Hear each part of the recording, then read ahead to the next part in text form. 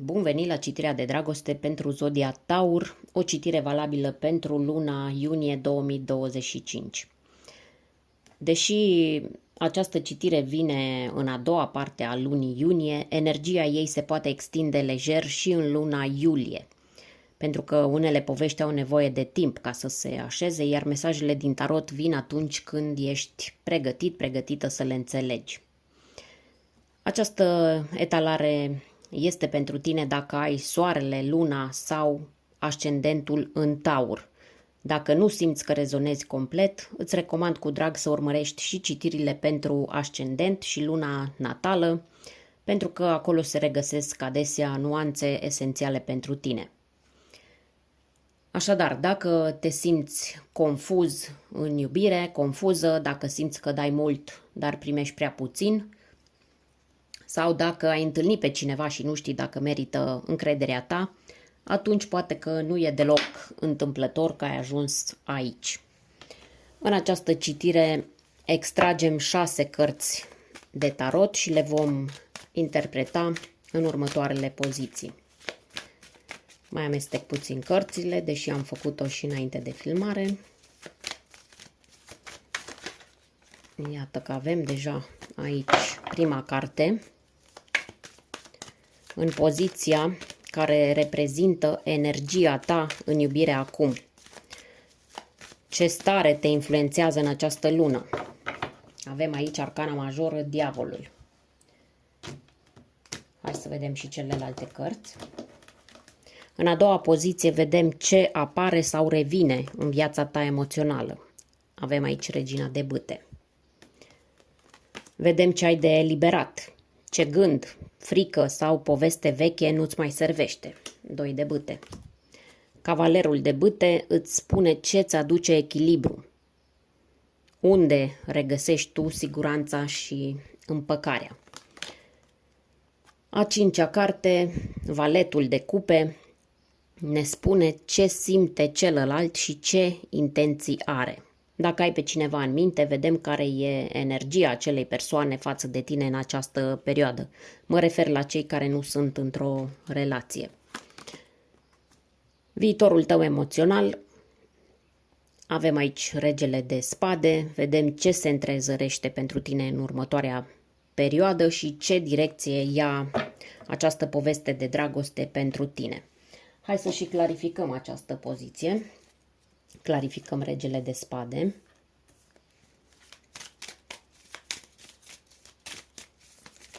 Pentru Taur.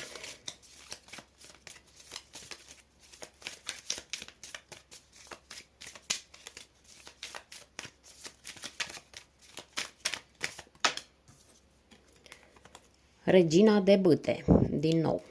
Hai să vedem dacă mai primești vreo carte. Regele de spade și regina de bâte. Și 2 de cupe. Sună bine. Haideți să vedem. Și cartea oracol, care este, pentru că vom extrage și un mesaj din acest oracol, vocea ființei. Păstrăm această carte pentru final, tocmai pentru că tarotul scoate la suprafață ceea ce trăiești și simți în planul conștient, în timp ce oracolul vine cu o lumină din profunzime, din spațiul tău interior, din planul divin trimis către tine. E un mesaj care adesea capătă înțeles doar după ce ai văzut întreaga imagine. De aceea îl citim la sfârșit, ca să-l primești cu claritate, nu în grabă. Ai primit cartea numărul 3, care pe românește înseamnă reanalizează, reevaluează, regândește. Ia-ți un moment și reconsideră. E posibil ca în această lună să fii pusă în fața unei decizii sau a unei impulsivități și să ți se ceară să mai privești odată situația. Această carte nu-ți spune să renunți, dar nici să mergi înainte cu orice preț. doar îți propune o oprire. Un moment în care să te întrebi sincer, dacă aș fi pe deplin sincer sau sinceră cu mine, aș face asta? Știi tu foarte bine despre ce este vorba. Revenim la acest mesaj la finalul citirii de tarot. Înainte să începem, aș vrea să clarific și valetul de cupe. În poziția sentimentelor celuilalt, ce simte și ce intenții are față de tine. Mai scoatem această clarificare și începem imediat.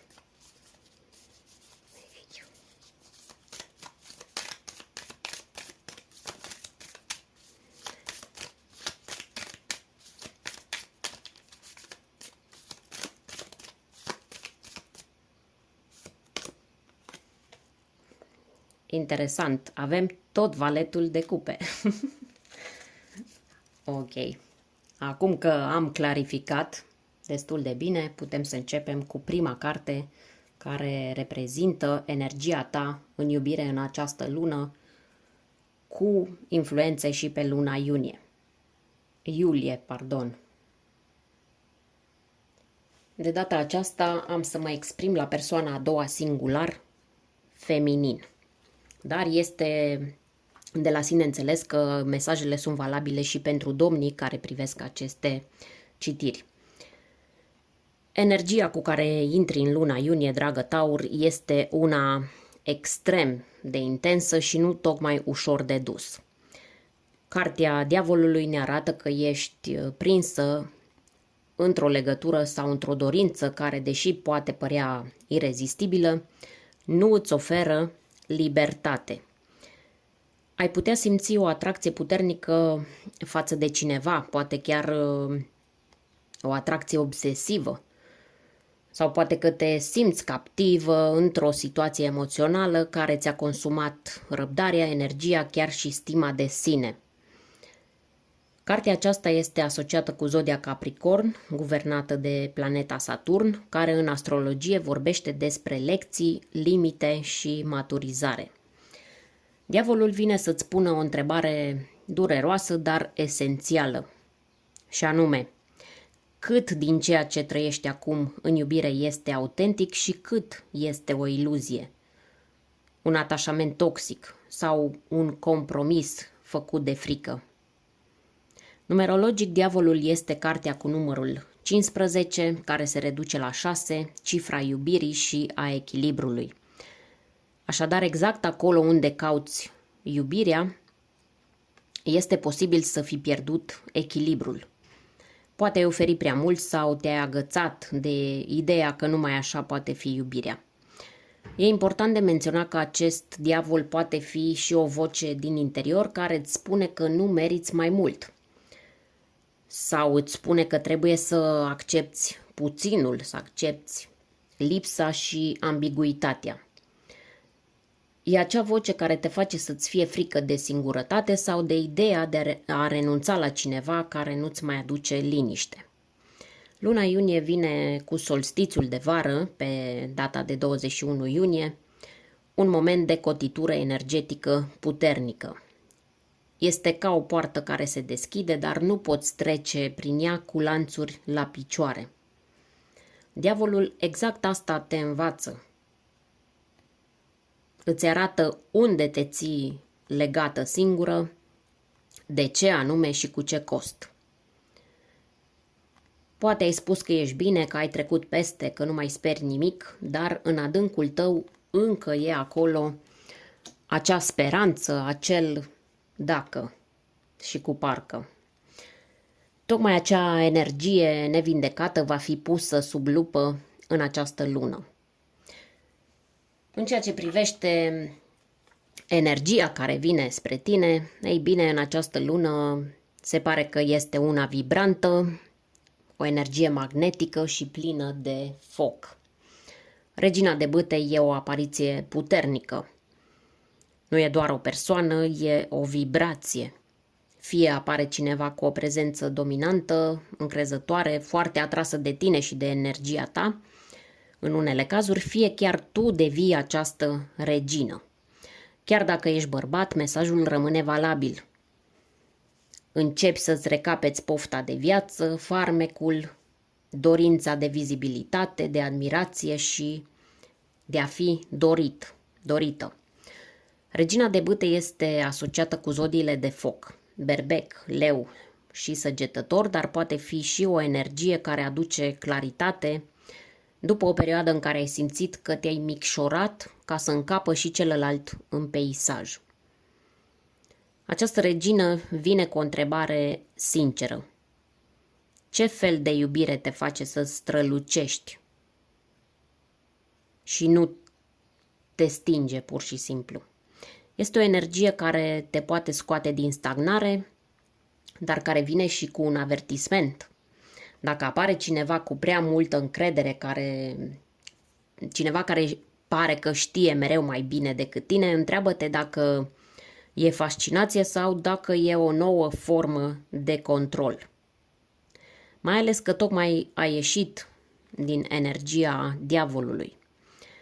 Această regină poate semnifica și o revelație interioară.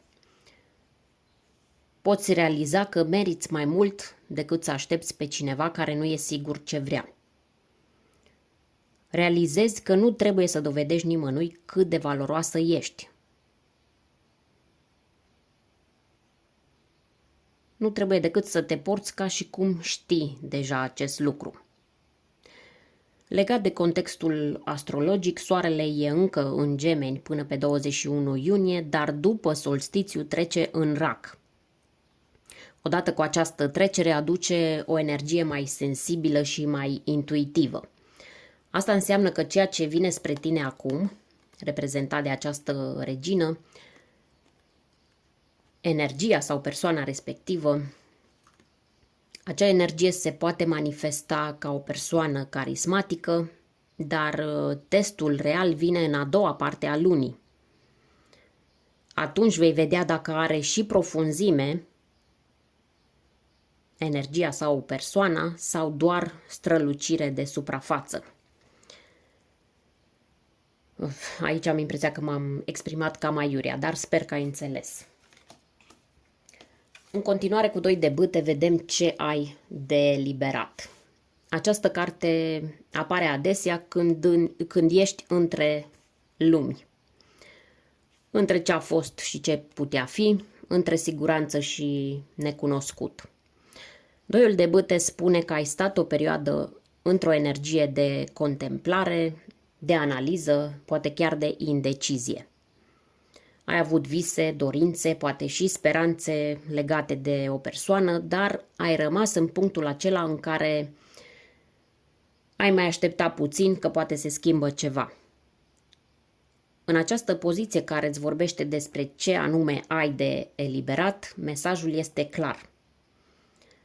Renunță la planurile care există doar în mintea ta, dar care nu se materializează în realitate. Uneori ții viu un gând, o fantezie, o poveste pe care o tot rescrii în capul tău, dar care, în fapt, nu evoluează. 2 de bâte te ține pe loc. E energia aceea care spune, mă uit la ce aș putea avea, dar nu fac pasul. Sau poate că te învârți între 2 opțiuni, între vechi și nou, între cunoscut și altceva tentant, dar te agăți de amândouă fără să alegi cu adevărat o variantă dintre cele 2. 2 este cifra dualității, a ezitării, dar și a potențialului. În tarot este momentul în care sufletul tău te întreabă dacă vrei cu adevărat altceva sau doar visezi la asta și ți-e frică să schimbi ceva. Este o carte a focului, deci vorbim despre dorință, pasiune, doar că în acest caz dorința și pasiunea sunt canalizate într-un plan care nu se mai susține. Așadar, eliberează dorința de control asupra modului în care ar trebui să decurgă lucrurile. eliberează și ideea că cineva poate că într-o zi va înțelege ce simți. E timpul să nu mai aștepți o viață care vezi și tu că nu începe. În poziția 4 vedem cu cavalerul de bâte ce ți aduce echilibru. După ce ai eliberat energia de stagnare din 2 de bâte, vine cavalerul de bâte, o carte plină de mișcare, curaj și spontaneitate. Și nu înseamnă neapărat să iei primul avion spre alt oraș sau să te arunci într-o nouă poveste. Înseamnă să-ți recapeți curajul de a trăi viața cu mai multă pasiune, fără atâtea frâne emoționale. Cavalerul de bâte este simbolul autenticității în acțiune. El spune: îmi urmez focul interior chiar dacă nu știu unde duce drumul. Energia lui îți aduce echilibru prin eliberare. Dacă te-ai tot cenzurat, dacă ai spus mai bine tac, nu e momentul sau nu vreau să par prea mult pentru el, acest cavaler îți spune că exact acel prea mult e ceea ce trebuie să-ți dai ție însăți. Cavalerul de bâte este asociat cu semnele de foc, berbec, leu, săgetător, dar dincolo de zodii este asociat mai ales cu nevoia de acțiune impulsionată de suflet, nu de frică. Poate ai nevoie să faci ceva ce n-ai mai făcut de mult. Poate ai nevoie să ieși, să cunoști oameni noi, să te vezi cu cineva care te inspiră sau măcar să recunoști sincer ce vrei, fără rușine și fără teamă de respingere. Odată cu solstițiul din 21 iunie, care aduce un val de reînnoire și te susține în alegeri spontane, vei avea parte de un moment bun să spui da la ceva nou, chiar dacă e vorba despre un pas mic. Poate fi o invitație neașteptată, poate fi curajul de a spune ce simți sau de a pune o limită clară. Important este că echilibrul nu înseamnă stabilitate forțată, ci curajul de a te mișca în direcția potrivită pentru tine, chiar dacă ceilalți nu înțeleg imediat. Hai să vedem acum ce simte celălalt și ce intenții are față de tine. Ei bine, când aceeași carte iese de 2 ori, mesajul devine greu de ignorat. Și mai ales când vorbim despre valetul de cupe, o energie profund emoțională, visătoare, dar de cele mai multe ori imatură sau temătoare.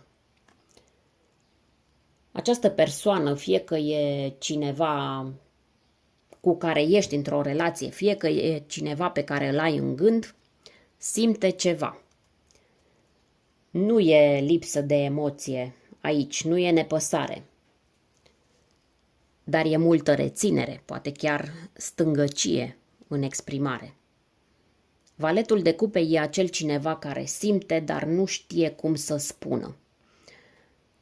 Sau spune puțin, apoi se retrage.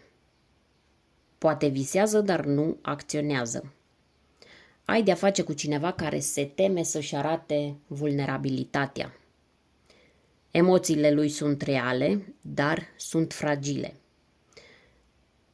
Este foarte probabil să aibă traume din trecut, poate o relație anterioară i-a dat lumea peste cap și acum pășește cu teamă. Sau poate pur și simplu nu știe cum să ofere ceea ce cauți tu. Această dublare a valetului de cupe mai poate semnala și o energie de copilărie emoțională. O persoană care oscilează între vreau și nu știu dacă pot. Îți poate trimite semnale subtile, un mesaj, o reacție, un gest de apropiere, dar apoi dispare sau rămâne în acea zonă de mijloc, în zona gri. E important să înțelegi că intențiile sale nu par să fie rele, doar că nu par suficient de mature sau de constante încât ție să-ți ofere siguranță. Dacă luăm în calcul, din nou, influența lunii iunie și apropierea de solstițiu care vine cu revelații și eliberări, s-ar putea să simți foarte clar în această perioadă că nu mai ai răbdare cu jumătățile de măsură. Ai nevoie de claritate, de prezență și nu doar de emoții frumoase nespuse. Această combinație repetată cu valetul de cupe poate indica o persoană cu energie de apă. Rac, pești, scorpion sau cineva cu marcaj puternic în luna natală sau Venus într-un semn de apă. De ce spun asta? Pentru că avem de-a face cu o sensibilitate foarte mare, dar și cu o tendință de evitare a confruntării directe. S-ar putea să simți că ai de scos vorbele cu cleștele de la această persoană. Îți oferă gesturi, priviri, dar nu angajamente clare. Poate chiar se folosește de timiditate ca scut de protecție. Dar tu ai ajuns într-un punct, mai ales în luna iunie, când energia berbecului și a săgetătorului e activată pe cer. Este o lună în care tu vrei mișcare, răspunsuri și vrei implicare. Valetul de cupe e minunat la început de drum sau într-un vis romantic, dar dacă nu evoluează, poate să te țină pe loc. Iar faptul că a apărut de 2 ori e ca și cum universul ți-a spune: vezi bine această energie, nu o ignora. Privește ce e cu adevărat acolo. E timpul să te întrebi dacă îți ajunge un vis frumos care nu are rădăcini. Să te întrebi dacă nu cumva vrei o iubire în care și tu și celălalt să vă întâlniți la mijloc, cu adevărat?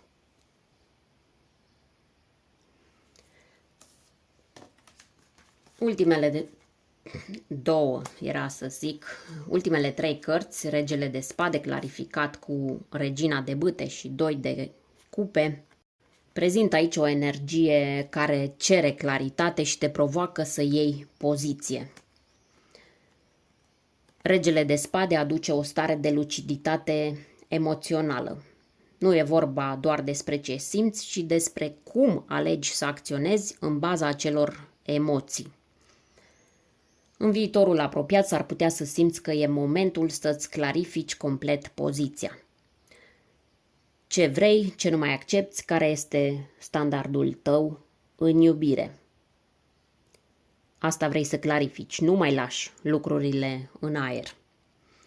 Regele de Spade e guvernat de energia lui Saturn și este adesea asociat, mai bine zis, cel puțin în tarotul Rider-Waite, este întotdeauna asociat cu semnele de aer, Gemeni, Balanță, Vărsător, dar mai ales este asociat cu acele momente din viață când trebuie să iei o decizie fără să te mai lași condusă de iluzii sau de frică.